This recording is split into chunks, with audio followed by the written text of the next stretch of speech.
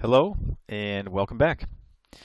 If you're looking to take OneDrive to the next level and use it as an organizational platform for you and your students, then this video is for you. This tutorial will show you how to create a simple Dropbox and handouts folder structure where your students can send and receive files and folders electronically but in an organized fashion. So let's begin. The best way for me to illustrate this is to show you how a teacher is currently using this with his students. Mike Gilson at the middle school teaches 7th and 8th grade apps and sees all students in each grade. So in one browser I've logged in with Mike's account, and in another browser I've logged in with one of his 7th grade students. I'll be toggling back and forth between the two accounts to explain how this works. So let's first go into Mike's account, into his OneDrive, which is where we're at right now, and you've noticed some folders and files, but we're just going to focus on the one that's on top. And it's, as you can see, called 7th grade ELA apps. So to do this, Mike simply created a new folder and shared it with the entire 7th grade class and made it view only. He's treating this as a handouts folder, and by that I mean any files he puts into this folder will be available to each student, but it will not be editable, only viewable. Now, since Mike has to share this folder with all the students in grade 7, I worked with him to obtain a list of all the emails, and we essentially copied and pasted when we shared the folder. And again, we selected view only.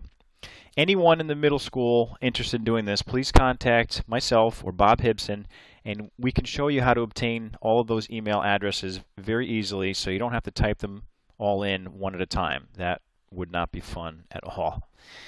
Okay, so let's jump over to Mike's 7th grade student account, okay, into her OneDrive, and see the folder that her teacher shared with her, Mr. Gilson, under her Shared With Me section. So again, Mike created the folder, he shared it with the students, and then it populates under Shared With Me. I'll click on that right now. As you can see, hopefully soon, there's the folder Mr. Gilson created with her, and if I open it up, you'll see the documents that he saved into this folder. These files are now accessible to the student and all the others. If I open one of these files up very quickly just to show you, I'll click on stem cells. You'll notice there's only the option to open in Word up here where I'm hovering up top. They cannot edit it. Okay, so when they open it in Word, again, that means it will use the traditional software, Microsoft Word, that's installed locally onto that computer. Essentially, the student is downloading a copy so she can edit it and make changes to it. This does not affect or change the original document Mr. Gilson created it and put in the folder because it's view only. So this is a simple vehicle for a teacher to hand out assignments, course materials, project information to a group of students. If you're at the elementary level, probably this applies to grades 4 and 5, probably not earlier than that. But there you would create one folder and share it out with your 18 or 20 students, however many you have. And you would have to do that manually. That would probably take you 5 minutes. However, if you're at the high school, you would probably have to create a separate folder for each class or possibly each prep. That would depend. It would take a little longer to share out each folder, as you would have to enter in the names of your students manually in this case as well. So you're probably looking at a good 20 minutes to build the structure out, but the positive is you'd only have to do this once to get started. So let's turn to the other component of this tutorial now, and that is for a student to create a folder.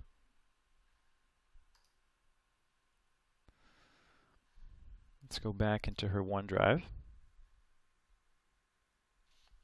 to share only with her teacher. I'm sorry about that delay. So we're back in OneDrive in our student's account, and she wants to share this with her teacher, giving editable permissions.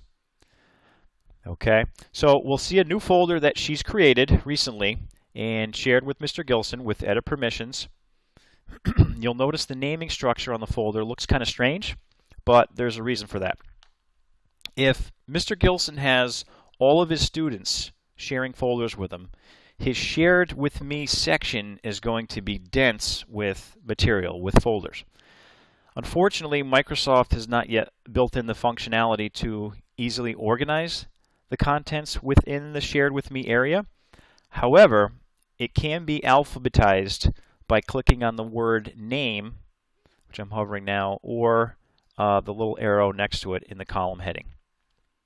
So that information, this is in her OneDrive, but you can also do the same thing under the shared with me section. Anybody can do that in their section. So Mike had the students for each class follow a naming convention of the folder they shared so it could be alphabetized appropriately in his shared with me area.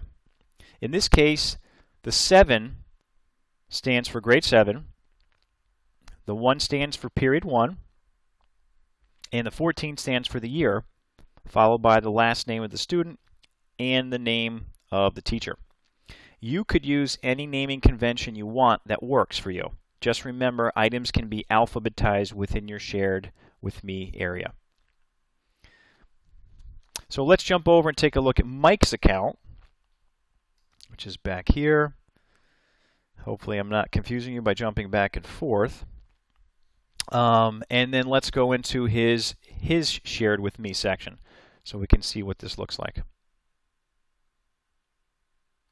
Okay, so you will see a whole host of folders that have been created and shared with him by each of his students. And he's even got, it only fits 30 on a page, so he's even got multiple pages. They're organized nicely according to his naming structure. Each folder is a private portal for content to be shared between student and teacher. I'm going to repeat that because it's important. Each folder is a private portal, a private folder or space for content to be shared between student and teacher. And again, the content in this folder is editable, so you could have a student turn in an assignment. Mike could in turn grade it using a highlighter or a marking tool within the document, or even use the comments feature to give written feedback within the document itself. We'll have more specific info on some of those tools that you could use in future tutorials. This Dropbox, and I'm only referring to it as a Dropbox because students essentially can drop or save documents into this folder. But this folder also allows the student and teacher to keep a portfolio of work, including assignments, projects, or anything else in electronic form. It's a pretty simple way to keep track of everything a student has done electronically, especially if you're trying to collect data or information over time. Although we are only talking about creating a few folders, this could really transition how daily work is distributed and turned in. Plus, think about how much paper and ink could potentially be saved as well. So, here are a few tips to get started. And this has really turned into more of a discussion. So hopefully you have a chance to kind of wrap your head around what we're talking about. But here's a few tips to get started. First, think of a naming structure and create your folder within your OneDrive space and share it, view only, and have a conversation with your class or classes as to the purpose of this and how it could impact the existing culture of how things are done. Then I would plan a period in a lab or with laptops to have your students log into the 365 portal, create a folder in their OneDrive, and share it only with you with edit permissions. Please note that all browsers work with 365, however, Google Chrome and Firefox seem to be the most stable, especially on student laptops and labs. And finally, you also need to know that there's a potential delay when a folder is shared to when it actually visibly appears under the recipient's shared with me area. And some of you who have already been working with this know this. I've seen it take 5 minutes, and I've seen it take hours. Microsoft is apparently addressing this and working on it, and I hope they do. However, as you already know, when a file or folder is shared, you can send a link with an invitation to that file or folder. That's actually a controllable function. You can have it. You can share something and have it send a link via email or not.